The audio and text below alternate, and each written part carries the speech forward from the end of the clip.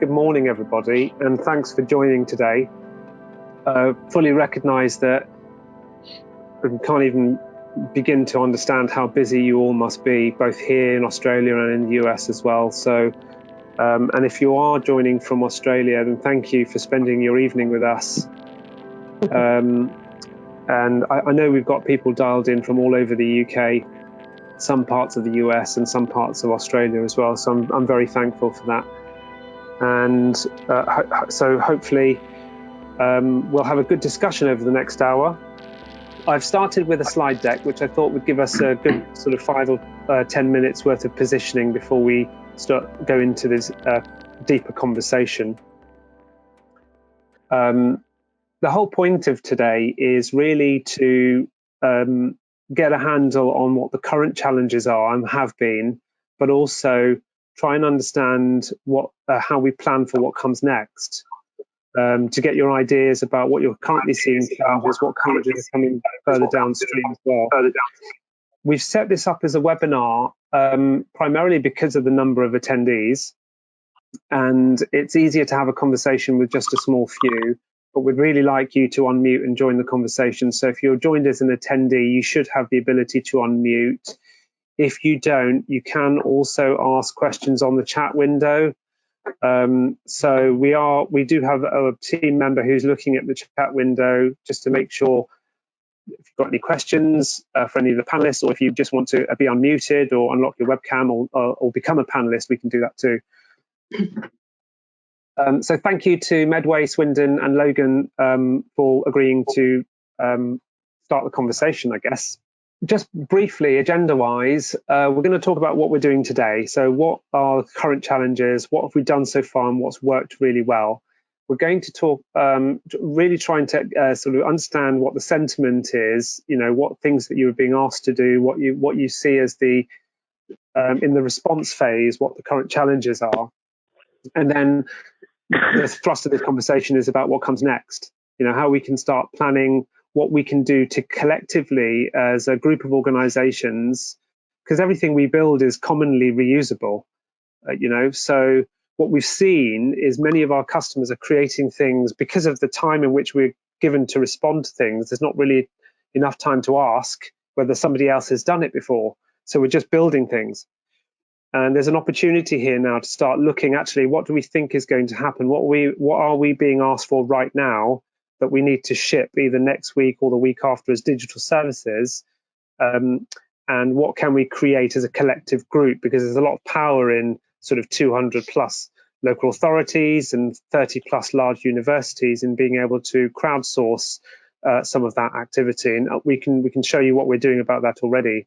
But it's all about what recovery looks like, and I don't know whether anyone else is listening to the news at the moment or following what some of the experts are doing. There's a lot of webcasting going on, a lot of broadcasting going on by scientists and politicians and observers as well, specialists, people specialists in modelling.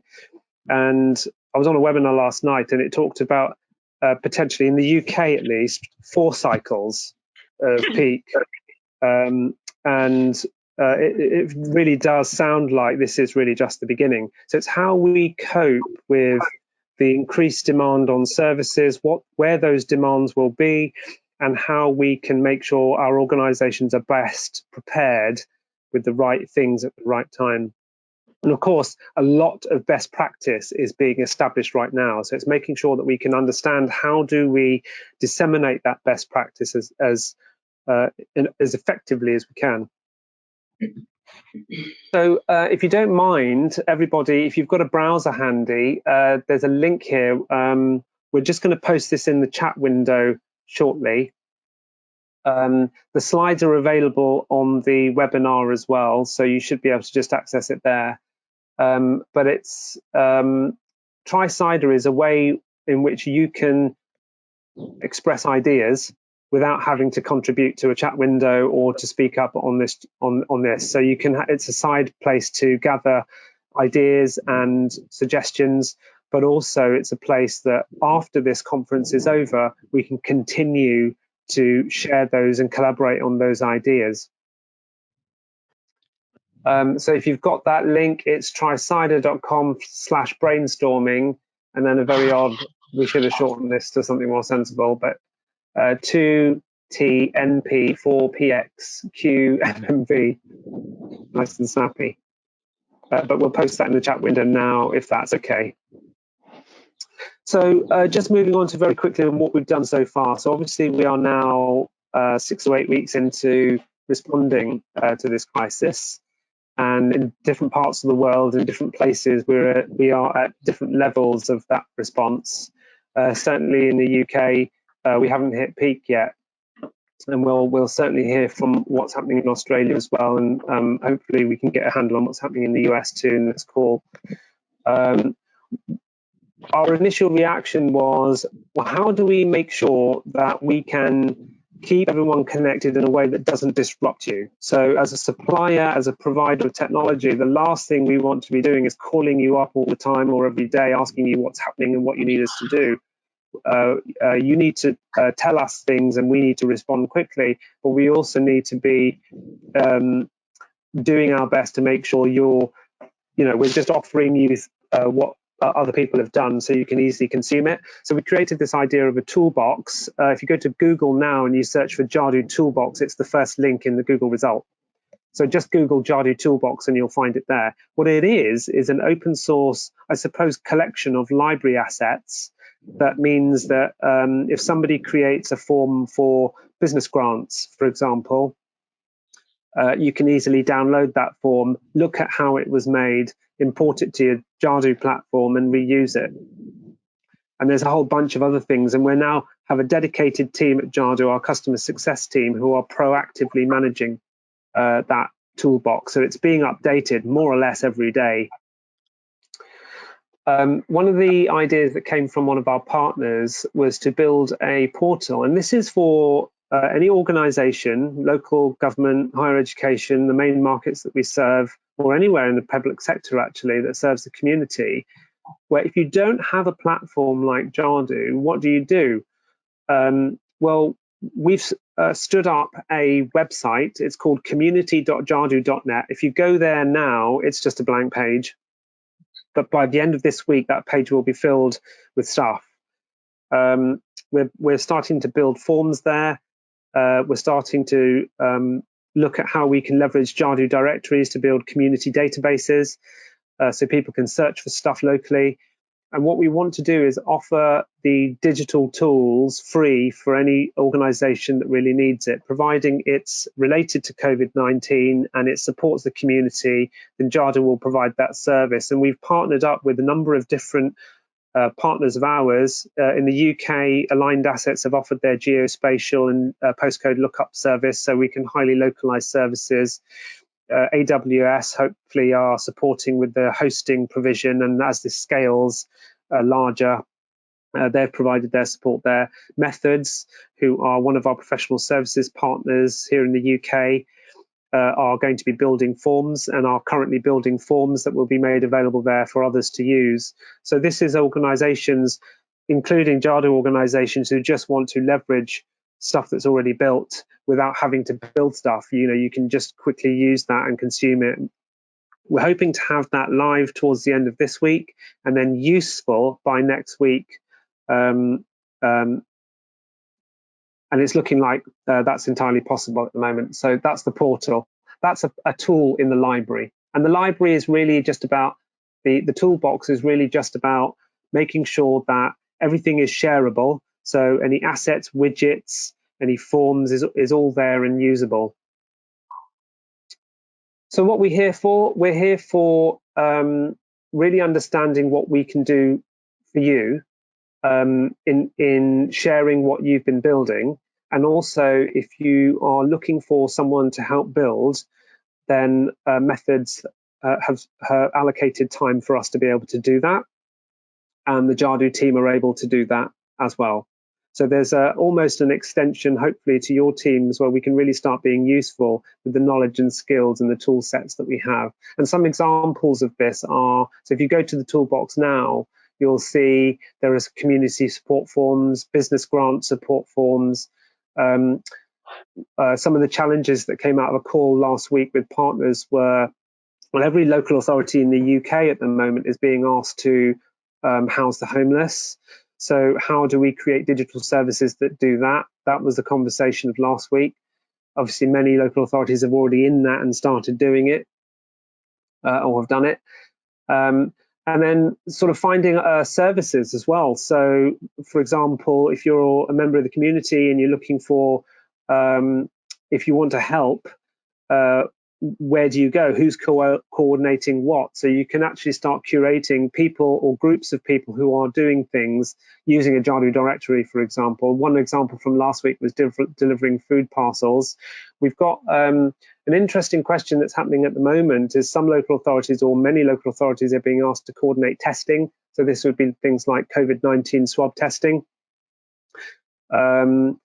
But I think, I don't know if Birmingham City Council are on, but it'd be really interesting to hear what the challenge is there and how we can be helpful. So what we did when we first heard of that was we enabled e-booking functionality on the portal. So when that goes live, hopefully end of this week, beginning of next week, it will have bookings functionality as well, because that sort of thing will be key. And the last thing communities need is to be waiting for the local authority to deliver a digital service when the need is now.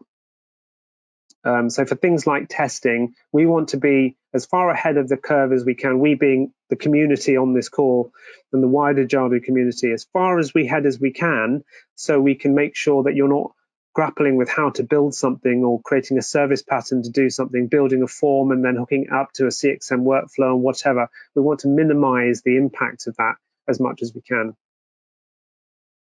So it's about, actually, we've already built a load of stuff. You guys are already doing stuff now because you simply can't wait or waste any time. But what's coming next? You know, what do we think will be the next challenges that we're facing? And most of those, some of those, we will already know about, and we will know what's coming downstream from the conversations that you've been having with your management teams. So I suppose the first question, and we'll move into conversation now, and I'll ask Catherine to unmute if that's okay. And any of Catherine's team, if you're on, I think we've set you up as panelists. Medway Council have, if you go to medway.gov.uk, you'll see a really beautifully designed landing page. If you can use that sort of terminology to how do you best design a service for users who are in desperate need and need to get something very quickly? And I think Medway are a good example of how they use service design and how they use content design to create something that's highly usable and very easy to get into. Really interested to hear more about how, Catherine, your team have responded to that. But also, you must have inquiries or have had inquiries coming from all over the place. Can you tell us a little bit more about that experience and how that landing page came to be? Yeah, definitely. So, so a bunch of my guys are all here, so they'll chip in, I'm sure. We've obviously, when everything started to kick off, we created, as we tend to, a kind of central place for everything. So medway.gov/coronavirus, accessible as the announcement or the banner on every page. That section has grown and grown, as you would expect. The most popular parts are the council service updates. So as services open and close, we obviously jump straight on. That page we've iterated it. So now it's got a summary of the most recent changes at the top. You can easily see if services are open and closed without going into what we call the accordion.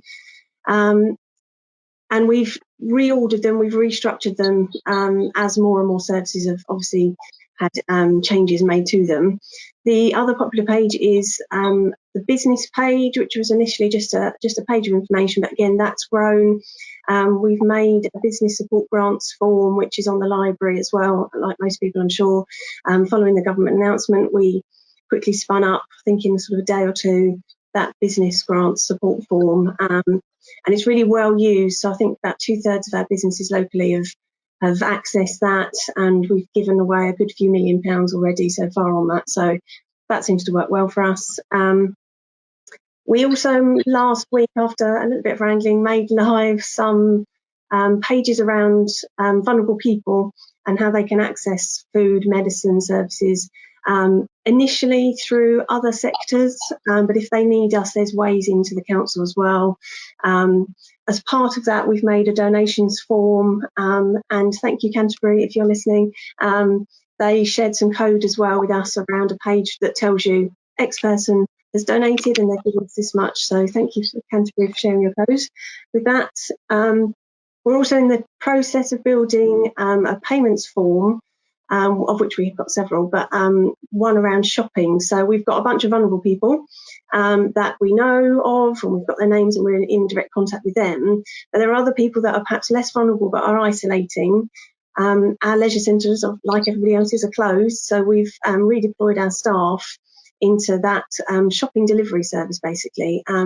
While we're not advertising it, it's not live yet, but we won't be advertising it, but we are going to manage that through our call centre and through our public health team. But it allows them to coordinate payments into the council, have an audit trail of who's paid and who's paid what change we gave them back.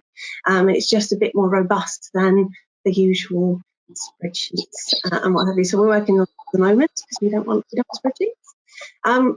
In terms of the section that you're talking about, Swaraj, it's really well used. So we did a little report on the 5th of April, since the 15th of March to the 5th of April.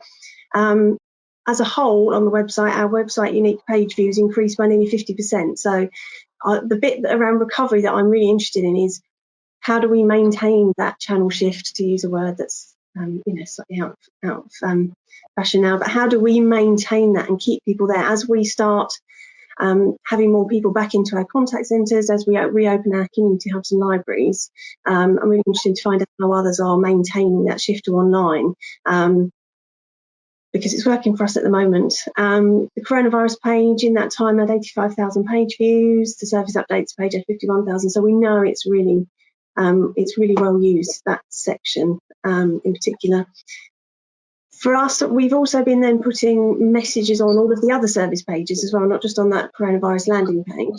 So obviously, if someone Googles it and goes straight into the, local tip page, they can get similar information, but it all signposts back.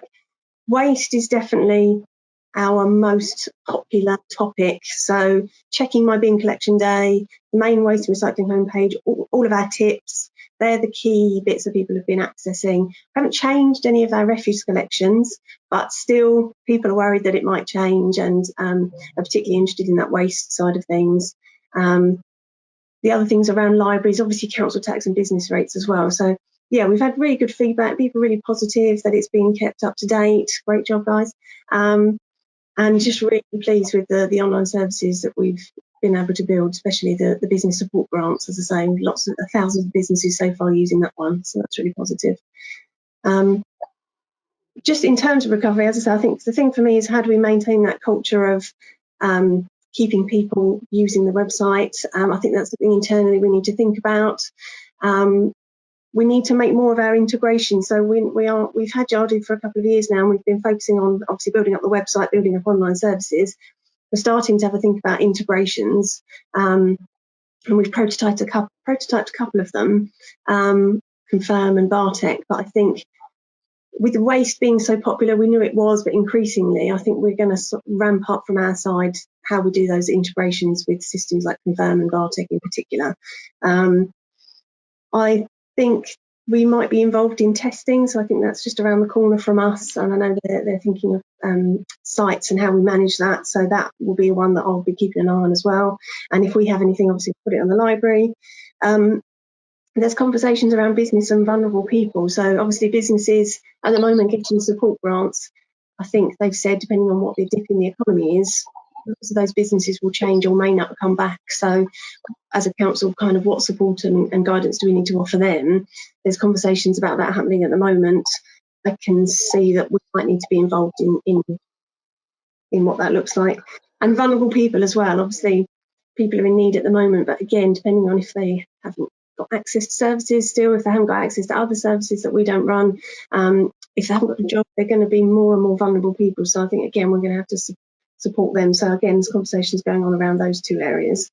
And from a really operational point of view, and I can hear my content guys shouting at me, we've had to, on the website, obviously change what's up there, and it means often taking information away, but also commenting it out, so hiding it away. I think one of the challenges we've got is how do we get that information back as good as it was before? How do we make those online services available in quite the same way that they were before, so that we know that the user journeys are still good? And I think we're going to have an interim period, it feels like, where some of the services will be open. They're still good. We're still going to need to obviously support people. So we've got a challenge amongst ourselves, and I think we've kind of managed it in quite a manual way, for want of doing anything else. As we've been hiding information away on the website or taking it off completely, we've got a job, I think, to get it all back on. And I'm thinking about, in particular, soccer team used to do their top tasks, and they had a kind of criteria of things that they would look through to make sure that those top tasks are really usable, accessible. So I think we might have to do something like that internally with our top tasks, to make sure that inadvertently we haven't left out content, missed anything. So I'm going to talk to the guys next week about almost how do we kind of have that crib sheet of triple checking top tasks and almost rerunning our kind of user journeys on the top tasks to make sure when we're back that they are still spot on. I'm not sure there's anything from the technology side that we can help with there, but that's something I think we're going to have to work out as a team. So that's kind of where we are and what we're thinking about coming up. Out of the business and vulnerable people's meetings, I will share details, because, as I say, I'm sure there's going to be loads of stuff for us to do on that. That's where we're kind of. Thank you, Catherine. I mean, that was golden. I mean, I've got loads of questions, and I know there'll be questions on the chat as well. So if one of the team doesn't mind piping up, I'm not keeping an eye on the chat box, but if you can just have a look. Anyone who wants to ask Catherine a question, she does have to go in 5 minutes. Catherine, just, I mean, immediately, firstly, how do we get back to normal? I guess that depends on what normal is, and when normal comes back, you know, if it's 3 months or 6 months or 12 months. And just like you've iterated the site, and it's constantly changing now to move towards response and recovery, I think you can probably iterate it, hopefully, back. You'll have time to then start looking at how things come back. Last week, we were talking about, well, actually, is this an opportunity for councils to really look at what services do come back?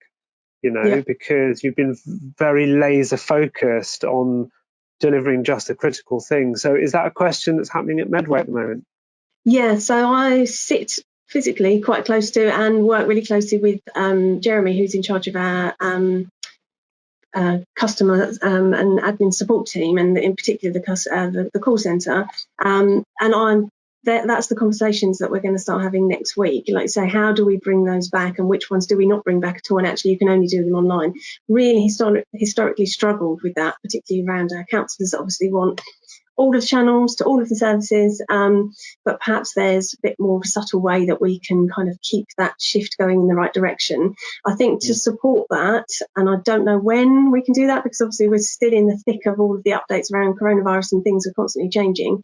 We need to improve some of the forms that aren't Jadu forms that have been kind of holding us back slightly, and a lot of those are around waste, but that's where I mentioned about we're keen to kind of really push forward quite quickly on using our Confirm integration, using the Bartek integration as well, because we've got services in both. So I think if we can get those into much more usable and accessible forms in the style that we would want and that we've been building with Jadu, rather than the old forms package we've got on the site, then yeah, I'm really hoping that we can make it more desirable for people to come online, shall we say, less desirable perhaps through other channels as well. So yeah, that conversation with the contact centre lead is booked in and happening. We just need to find, I think, a subtle way of doing it so people don't feel like they've lost out. You asked about how we maintain the engagement, and I think that's a critical question for digital teams. Are you seeing increasing numbers of account sign-ups on your website for your My Account solution? I haven't checked our account. We haven't done an awful lot to it. We kind of switched it on and a while ago now, and kind of watched what happened. We then iterated, because we've got a lot of accounts as a council, online accounts. We kind of iterated what that looks like. We are seeing a lot of sign up for our Gov delivery system, which is obviously the email system that we use as a council. It's managed by comms, but they're seeing a massive kind of spike in traffic through those. They break it down by service. So I'm hoping that we can kind of make the most of that. One of the conversations, one of the points as part of the business conversation is they're keen to build up more of a database of business contacts in the local area. And I think they're starting to see that. I'd like them to manage that through Jadu going forward. So as part of that business conversation that's happening next week, that's where I want to kind of take them so that we can use much more of the kind of CXM element of Jadu and use that.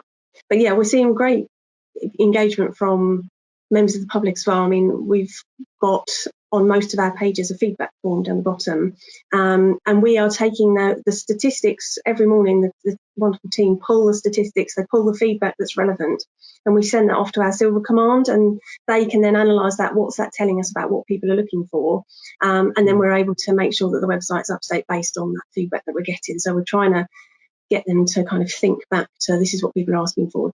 Give us this information to put online. So that's been a really positive thing as well, I think. Catherine, thank you. That's been immensely valuable. I know you've got to go in like 1 minute. Sorry. That's all right. Is the rest of the team on as well? I think they are. So I think Lewis is here, Sue's here, Rachel, Jade. Yes. They've all been managing all of everything that I talked about is those guys really. So if anybody needs me, my email address is just my name as usual, medway.gov.uk. So do drop me an email, it's fine. And I'll catch up on the rest of this later on. Thank you, Catherine. Thanks for joining this morning. See you. So, I mean, the Medway team is still on, so if anyone's got any questions, please do shout up. I know some of the other team are on as well, so if there's any questions that anyone wants to add now for the Medway team, that would be great, just whilst I change slides. Okay, so we've got Sally and Sarah from Swindon on as well. Sally and Sarah, are you there? Can you hear us? Yep, I'm here, Sally. Hi, Sarah. Hi. Hi, both. Thanks for joining. So second question then, and this is directed at you. I know Swindon have done a huge amount digitally to enable self-service over the past couple of years. And I guess a lot of that hard work that you've been doing for the past couple of years is starting to pay a dividend now, because you're quite far progressed in driving adoption for digital. Can I just ask you, having done all of that work and a lot of the innovation work that you've been doing, what are the current pain points and what are the challenges that you're seeing right now? Sarah, do you want to kick off with your emerging tech stuff? Yeah, absolutely. I'm happy to. So some of the areas that I've been working on far more into the emerging tech space, and a lot of that's around taking Jadu data and doing something else with it. So some of the challenges that the business have had, when I've literally messaged out this morning, having done a trial at the end of last week, we saw a 2,000% increase in applications for free school meals. So that's a direct link back to significant increase in demand across universal credits. So some of the work I've been doing is to look at how we can deal with that much more efficiently, having contacted the team managing that backlog, and that needs to be speeded up and processed a lot quicker, all things considered, so that we can get food vouchers and other necessary plans in place. So there was definitely some pain around the response to 2,000% increase in demand.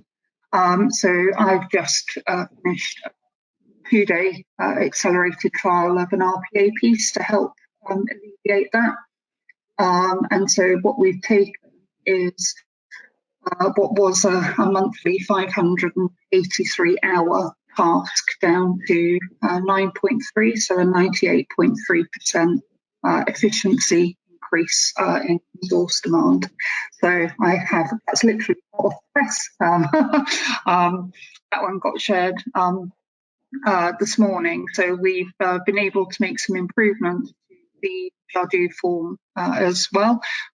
So we did some data discovery. We've been interpreting email data from Jadu and then pushing that through into a back-end SQL DB to do the processing. So there was that. And then there's also been some pain points around things like food deliveries, and medicine deliveries for individuals, and I did some other work on route optimization in a completely different context for our fly tipping graffiti team, and also some machine learning and artificial intelligence around that as well. But we've been able to look at reusing pieces of that in different ways to help manage effective visits to vulnerable individuals for a variety of reasons, whether it's food, medicine or social care. So that's some of the stuff I've been working on. Thank you, Sarah. The first question really is: it sounds like your voice, your audio. I don't know if it's for everybody else, but your audio was breaking up a little bit. Oh, I apologise. I live in the sticks. Sorry. That's all right. Fascinating though, because I mean, there's loads you've just said, but I mean, just that last bit where you said that you'd refactored some route optimization work that you'd done for fly tipping for food deliveries and medicine deliveries. Can you tell us a bit more about that? Because that sounds fascinating. Sure. So I had a chat with my team about the work we'd done and said, how could we potentially unpick and section this and reuse parts of it? And part of that was the route optimization piece, but there's also some other areas that are reusable in the current situation as well. But yeah, so we've used free tier to develop that. So there's it's kind of like, I don't know, $1 a month cost through Mapbox, Google Maps integrated with iShare, which is the map solution that we use here. And that takes data from a Jadu form or data set, whichever we want, and that allows us to then look at that on a map in terms of visits or deliveries, select a number of drop-offs, and then get the optimized routing piece in there, and that can be accessed on any device by any individuals that we've published externally, so volunteers can use it. Wow. So you mentioned some of that went live today. Some of the free school meal stuff actually went live today. But the map stuff has been going on a few days previous. Interesting. So, and it sounds like with the route optimization work, it sounds like that's come out of a particular challenge that you've had with food deliveries and medicine deliveries. How quickly did you solution that? I mean, was that something that was a thinking on your feet thing, or I mean, where did that idea come from? In terms of refactoring, I got the team together and said, right, we've got all our bronze, gold, silver calls going on. We know that we're needing to do this response. What work have we done recently that we could look at reusing? So rather than starting from scratch, what have we already done or got in pipeline or is in trial that we could quickly redeploy in a different way? So it was about an hour's bit blue sky thinking session together, and it takes a couple of hours to redeploy it to other areas and refactor and reuse. So I guess you've been closely working with customer services to roll all of that out as well, by the sounds of things. Various areas within the business, so customer services, health and well-being, and connecting out. I mean, that's a brilliant example of some blue sky thinking, because rather than trying to procure a solution, you're literally taking components of things that you've already built, putting them together, repurposing them, and then pushing them out as services. Fantastic work. I wonder if we could have a conversation afterwards to document some of that, and we can at least share a story then on the library, because even though not all customers will have, or not all authorities will have the same tools, there's certainly other tools that will have that they'll be able to glue together and solution in that way. Yeah, absolutely. Siraj, can I ask Sarah a question around the first thing she said?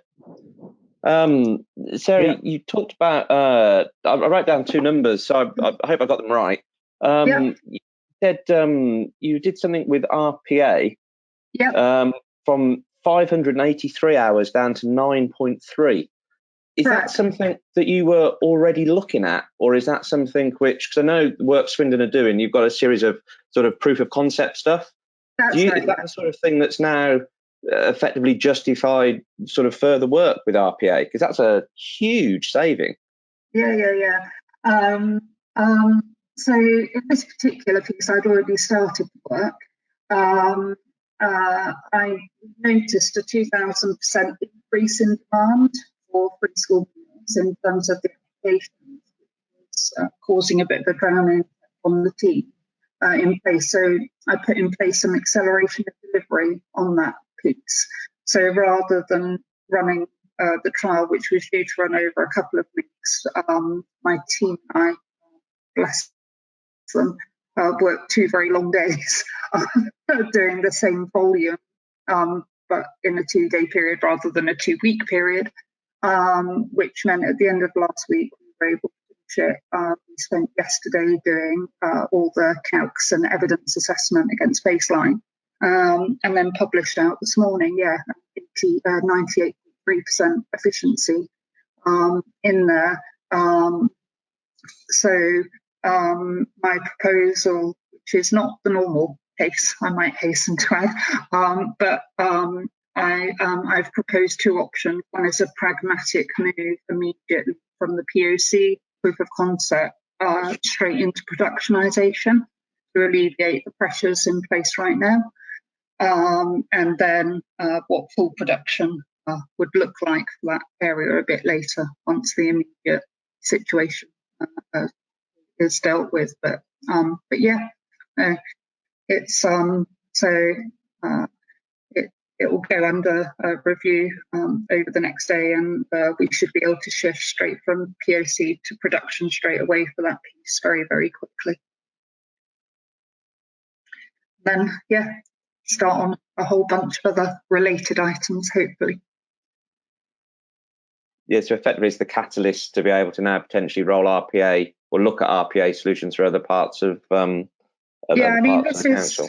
This is a neat one in that it takes email application data from Jadu. So we needed to interpret the email data, place it in a developed piece of kind of middleware that we've done internally, and then get the RPA structure reading that out, connecting to the external Department for Education portal to get the universal credit check form, and then back in through our various internal children's systems to then pick up the child, the school information, contact the parents, etc., etc. So it's quite nice. It uses on-premise and off-premise internal and external SaaS system, different system types, takes the email data interpretation from Jadu, which sets a service pattern for other things.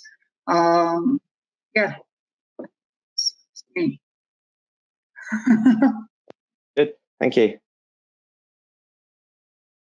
Thank you. And Sally, is there anything you wanted to add with the experience at Swindon? I mean, I guess the key pain point is always how to deliver quality at pace, and also then how to manage the expectations once we're back to the new normal, that perhaps you don't want to continue delivering at quite such a pace that we have been over the last few weeks. in our circumstance, the only way to sort of combat that is we've just been using the team to peer review everybody's work. So normally we work as a team, but in this situation, to be able to move at pace, we've been getting people to work on individual processes separately, but then coming back together to review them before they're released, to try and sort of combat any mistakes that are always caused by having to work at pace. But I mean, in terms of looking forward, I mean, we've been a victim of our own success, really, because now that the team are much better known across the council, everyone knows the Jadu product and looks to it as a useful solution now, which is great. But obviously the demand has been pretty high over the last few weeks. We've been as well as the sort of standard business grants processes and processes for supporting vulnerable people. We've also been asked to produce things for our trading standards team to be able to allow people to report businesses that are still trading under lockdown. We've also been asked to reproduce our risk assessment in Jadu, specifically around COVID-19 risks for people on front line, so that our health and safety team can keep track of those easily. And looking to the future in terms of how do we return to new normal, as we're calling it. We're looking now at a gateway process in Jadu to sort of capture some of the really positive stuff that's been happening in teams across the council and their responses to the COVID-19 situation, and also what have been some of the difficulties and where do we need to focus our attention when we do get back to business as usual, in terms of what processes haven't been able to be completed under lockdown, to identify where we've got issues with single points of failure, governance structures where only one person can approve something and that person might be in isolation and unavailable for 12 weeks, where we've still got manual processes in place that require a wet signature and people haven't been able to process those. So it's trying to capture before people return to business as usual, what are the things that we need to work on and improve for the future, but what actually has already, what new ways of working have been adopted that have been positive for the teams, and how can we support them to continue that? Examples of our children's services suddenly being pushed into virtual meetings, which has significantly improved their ability to actually hold those meetings. Getting different people from external partnerships together in one place has always been a difficulty, but they've noticeably found that it's been easier to get those meetings arranged on a virtual platform. So yeah, it's just about capturing all of those positive sides of this situation. Interesting. I mean, it's amazing how digital transformation has sped up tenfold over the past couple of months, and how actually one of the biggest challenges before was cultural. Now everyone's just getting on and doing it. And that's a really interesting observation. And it does play well into making these decisions about actually what we do keep going forward. But you're absolutely right. It must be exhausting to have to deal with and constantly be prioritizing all of this activity. And it sounds like you're all doing this in a working from home situation as well, Sally. Is that right? Yes, yeah, everyone's working from home in my team. Yep. So how are you spread out finding across that? the country. It's been good, actually. I mean, we've now adopted Microsoft Teams as well to sort of communicate. But everyone seems to be quite positive. I think the key is that everyone's so busy. They don't really have time to think about the situation, so that they find themselves in. And we were always quite a digital team, obviously, in the past. Everyone was working from home previously, for part of the time. So it's not that new for them. Obviously, the new thing is all of us, all of the time. But no, they've responded well. I mean, you mentioned the difficulty of previously trying to push people to a digital environment, but a couple of things that we've identified. So we've been trying to push through a virtual post room for quite some time now, and have met with sort of various barriers across the business, and also moving to sort of a cashless council.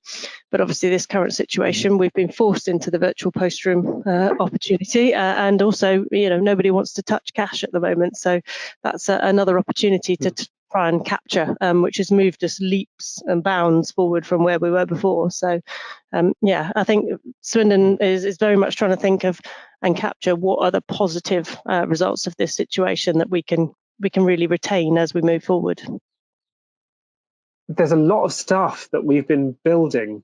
I suppose in each individual organisation, you've been, as you said, Sally and Sarah, you've been building things very quickly at an extraordinary pace. And I'm just wondering, out of all of the stuff, and this is a question to everybody really, what has come out to be the most resounding success that you think will play a large role going forward? What are the assets that you've built that you think are particularly significant? I guess the innovation that's come out of this. Yeah, I think the team working as well, the cooperation and collaboration across different teams, both internally and externally, has been a big factor. And just opening people's minds up to the potential of digital solutions. We've had some areas of the business that we've struggled to break through in the past, but that they're now coming knocking at the door to see what we can do for them, which is a really positive thing for us. It sounds like a bit of a change in relationship between the organisation and the team. Yeah, I think so. I think previously it's always been us sort of going out to areas of the business and sort of saying, we noticed that, there are some inefficiencies here that we could help with, which is a delicate conversation to broach. But now they're coming to us saying, we've noticed we've got some inefficiencies that you could help us with. So that makes the whole conversation, it just completely flips it on its head and makes it much easier to manage. And really it really does amplify those weaknesses in the service as well when you're forced to work in this way at this pace. And it sounds like your team, like many of the teams that we've been working with, are very ready for that conversation, which is great. It's immensely valuable. Thank you, Sally. Kylie, can you hear us? Can you hear me? Yes, we can. Sorry about hello. that. My phone dropped out. That's all right. Well, you're dialing in from the other side of the world in a completely different time zone, so I'm hardly surprised. Yeah, apologies. And first of all, I just want to say to everyone, we've been thinking of you guys in the UK and the US. Sometimes it pays to live on an island. We're nowhere near as affected as you guys, but we are thinking of you and we're watching everything that's going on over there. Oh, appreciate that, Kylie. And I know everyone on the call will echo that. Can you tell us more about about Logan City and about what's happening in Australia at the moment? Yeah, no worries. So a little bit about Logan first. So we're the 7th largest council in Australia. We're also new to Jadu. We only came across in December. So we're really grateful that we spent 12 months building our new website on the Jadu platform because it was all about future-proofing our business.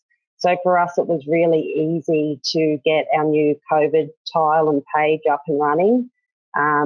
I'm not sure if you can bring it up on the screen, but that was the whole idea of going across to Jadu in the first place, was making sure we could use a platform that was easy to use and we could ramp up or ramp down at any stage. At this stage, we're all still working and open for essential services, and I'm really lucky that my digital team forms part of the customer experience and community engagement branch. So it's taking a little while to come up. So yeah, we've got the COVID tile there. So, and our banners are just pushing everyone to the COVID information. But yeah, so my team sits within customer experience and community engagement. So we're working with the frontline people every day. Our contact centre is taking about 1,500 calls a day, which is an increase to about 200 to 300 on top of what we normally would. So we're hearing the feedback direct from the community to update the page. We're also working with local community groups as part of our recovery plan. So we work with Queensland Health and Queensland Police. And our council is a little bit different to UK and US. So we don't do a lot of stuff to do with what you guys are doing with schools and the homeless. So because we've got 3 levels of government, so federal, state and local. So we're down the bottom. So it really is working with our local community. but providing them all of the information they need, because at times they forget that there's 3 levels of government, so they still come to us to ask all the questions. So working with, as I said, Queensland Police, Queensland Health through our local recovery groups is key for us to make sure we've got the most up-to-date information. It's also a challenging time for us because, as I said, we're still open for essential services, and the way Australia says that, if you've got a job, it's an essential service.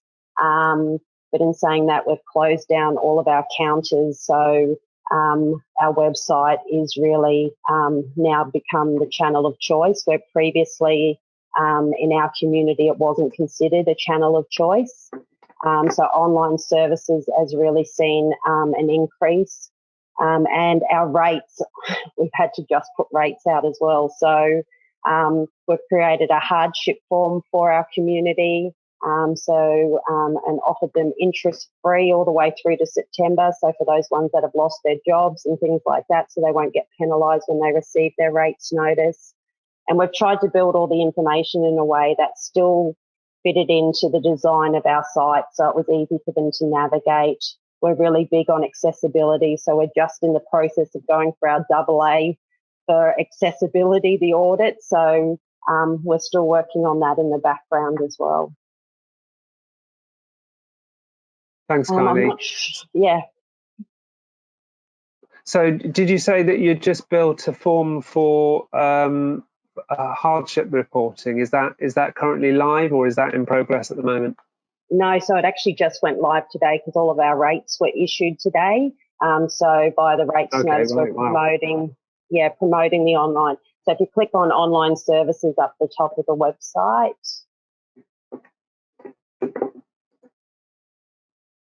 and it's the 4th one along up the top. So the financial hardship form. So it's a really basic form, and we've got a team that's calling customers back, so letting them know that we're here for them. They don't need to worry if they have got their current rates notice they can't pay, and someone from our rates recovery team either calls them back or email them back. So it's a really simple form, and it went live this afternoon, and we've already had 77 people come and use it. So that's without any promotion, because we're only promoting it when they actually receive their rates notice. And we're a little bit behind the other councils, but trust me, I'm always on their websites looking at all the UK councils to see what they are doing, and because we have our partnership with LGAQ, so it's great to be involved in this, to hear directly what all of those other councils are actually doing.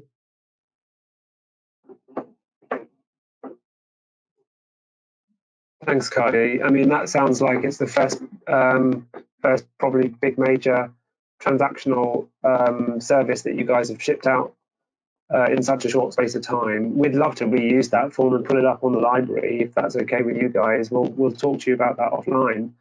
Yeah, sure. That's one of the things that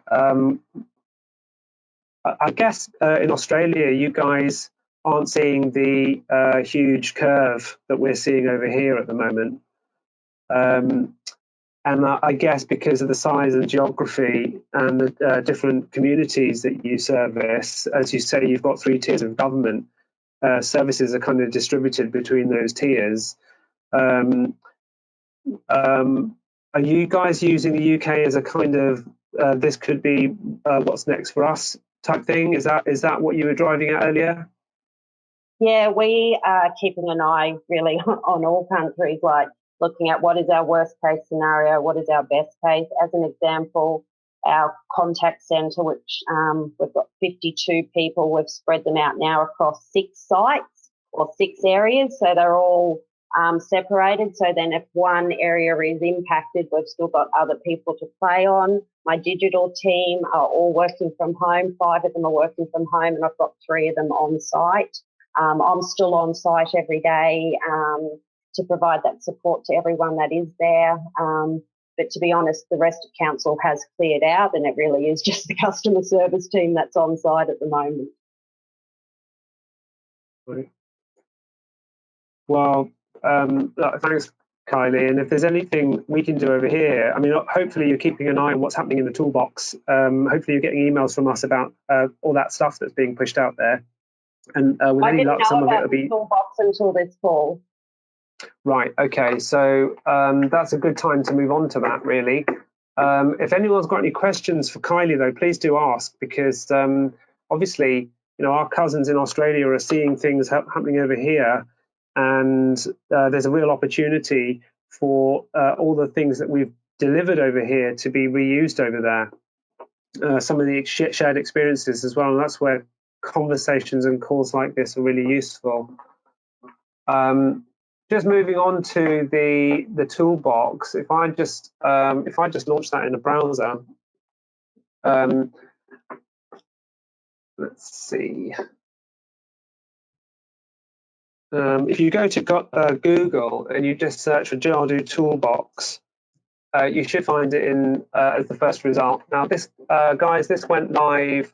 I want to say maybe 2 weeks ago in a very simple format. It's kind of evolving every day. And Paul Johnson, who you'll see on the call as part of our customer success team, is managing and overseeing this content. A lot of you will know Paul because he will have trained many of your users. The toolbox is really just about sharing of knowledge and information. So we're recording this webinar. It will get edited and shared up on here. You can view a video of the partner meeting that we had just last week. If I just draw your attention to this area here, where you can download assets, this is where we're making a lot of the COVID-19 services available for people to download. So these will be widgets, forms, and CXM workflows that you can just download and reuse. Something that Birmingham City donated to the library recently is a PPE donation form. So this is asking businesses and organisations in the community, if they have access to PPE and it's not being used, to please donate it so they can distribute it to local services. And that's kind of like a really key community-driven service, and it was the first one that we'd seen launch. So we talked to Birmingham and they were very happy with us to reuse it. You can actually click to view the actual live form on the Birmingham City Council website being used there. So all we've done is we've downloaded the form, kind of repurposed it, and then published it up on the library. So the toolbox isn't just a place where you can download some of those services. It's also a destination for. We're planning to start a podcast. These are 10-minute short stories, so we'll definitely be talking to Swindon about recording some of the story there on certainly the route optimization, and the use of analytics is key, and that's a story we should share. We'd love to do one with you guys at Logan as well, and that will be available on here. There's also a place called Things to Broadcast, and this is a curation from various areas of the Jadu organisation. So different teams in the US and Australia and in the UK have been compiling places to go. So these are things that you guys can start promoting as well that you may not have already seen. And if you've got anything that we can add in there, that would be great. Just send us a message. And then just blog posts that we'll be putting out, and just content that'd be useful. And what we really want to do is, we don't want to be a barrier. We don't want to be a blocker. We certainly don't want to be distracting you from the important tasks that you're using. So we'll check in with you now and again. We certainly don't expect you to feed us this stuff. We'll be curating it, and we're seeing what's happening on various websites that are powered by the Jadu platform, and we're curating it and putting it up on here. So that's the toolbox. One final ask from me, really, before we just close the session for the day, is ideally, as part of that, not interrupting you, we are asking all of our customers to pledge, and that is to say, if we build a form, you guys can come along, you can download it, you can make it generic and upload it to the library for sharing. And so we've asked, so we don't have to keep asking you, we've asked if you could fill in this form, which is simply a consent form that says, yes, we give Jadu permission to go into a form, download it, and reuse it. And our promise back to you is that it will be open source, it will be shared, it will be attributed to your organisation, but we'll always ask you, we'll just drop you a note out of courtesy saying, is it okay? So we'll just ask you, if you don't mind filling that form, that would be great. So that makes the library richer, and it means that there's more sharing going on. So I'm just going to ask the Jadu team to open up now, just in the final closing minutes. I know there's various people who've asked questions, and if some of the Jadu team can answer some of these, that would be great. Anne Jones has asked, at what point would we be able to pick up projects with you again, not related to coronavirus, such as photon upgrades? So, I mean, Ambrina, if Ambrina's on, maybe you could answer that one. I'm not sure Ambrina's here, so maybe Dave. Siraj, I'll just jump in there. Actually, Dave and I have been replying to that just as we've been going along. So okay. Yeah, we've had a bit of instant messenger chat. All right, okay. So I guess if all the questions online are answered, are there any final questions? There's a few inputs on TriSigned. I don't know if you want to take a look at that, Siraj. One of them I quite like. It's just coffee, which is quite good. So there's been a few inputs on that board. I suppose one question I'd have, open it up. I put the top one in there. I spoke with Birmingham earlier today, and they've been asked to create a toolkit audit for PPE equipment, so that on a weekly basis they can start to see where there's a shortage or where there are risks. And I just wonder if that's something that anyone who's a panelist can say whether that's a request they've had as well, because that's something that we can add to the library over the next couple of days.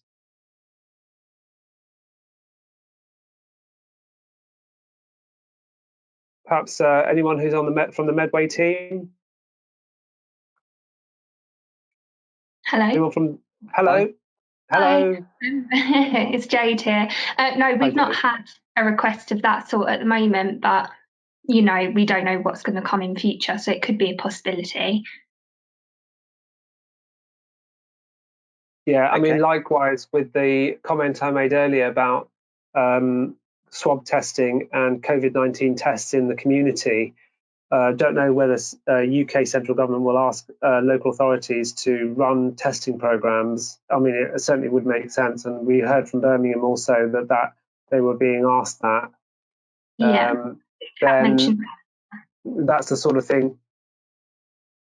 Did you hear about that then, Jade? Is that something that has been mentioned at Medway?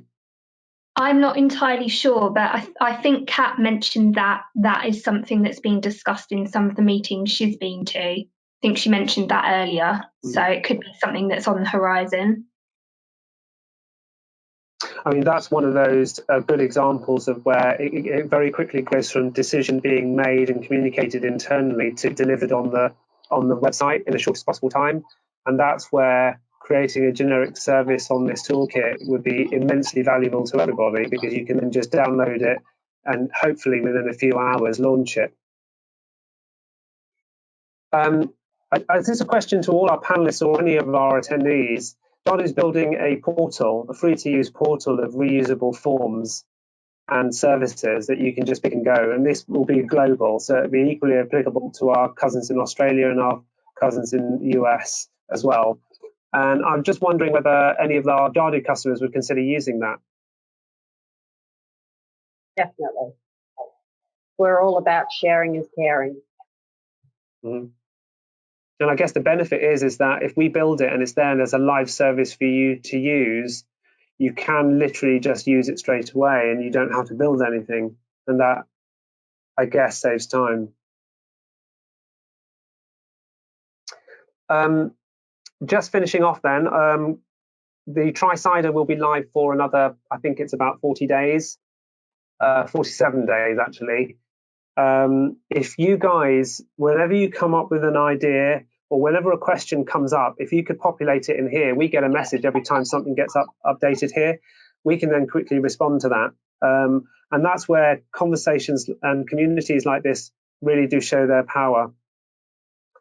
I'd like to thank our panelists from Swindon, from Medway and from Logan for making this a really valuable conversation. I'd like to thank the Jadu team for facilitating it. And of course, I'd like to thank all of our attendees who have given us their immensely valuable time. We realise how critical this is. Just want to say thank you very much to everybody, and stay safe. And we'll see you online soon. Thank you. Thank you. Thanks. Thanks, everyone. Bye. Take care. Bye.